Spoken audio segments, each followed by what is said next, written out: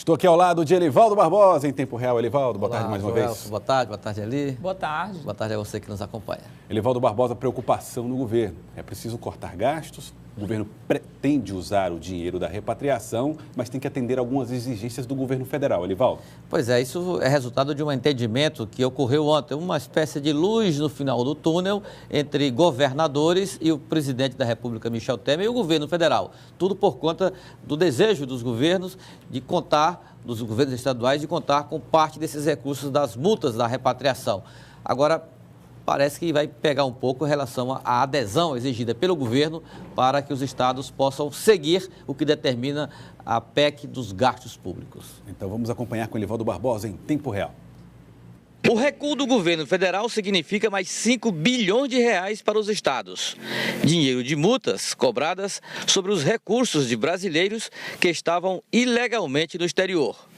O governador Wellington Dias participou da reunião com o presidente Michel Temer, que definiu o acordo. Como a gente já teve uma primeira vitória no Supremo, já recebemos a primeira parcela e uma vitória no Supremo que coloca o bloqueio dos recursos da União e esperamos o cumprimento da Constituição com a liberação agora nos próximos dias ou a própria decisão do presidente da República se antecipando e liberando já o pagamento, eu acho que isso dá um oxigênio, pelo menos para os estados do Norte e Nordeste, de fecharem o ano. E no Piauí, o secretário de governo avalia as consequências do entendimento entre governo federal e estados. Os estados estão cobrando algo que é deles. O direito de, além de participar do imposto, também receber a parte referente às multas sobre o valor do recurso repatriado. Mas, do outro lado, há uma contrapartida que repercutirá nos estados. O governo federal cobra adesão dos governadores à PEC 55, que limita gastos públicos, tramita no Senado Federal e o PT é contra. Não há discordância da nossa parte em relação à necessidade de controlar despesas. É preciso controlar despesas. Alguns estados do Brasil já faliram, outros virão a falir se não houver um controle de despesas por um lado e um aumento da receita por outro lado. A nossa discordância reside na forma como o governo federal está querendo fazer. Porque essa PEC, que agora é 55 no Senado Federal, só não controla o gasto financeiro, ou seja, os juros dos bancos.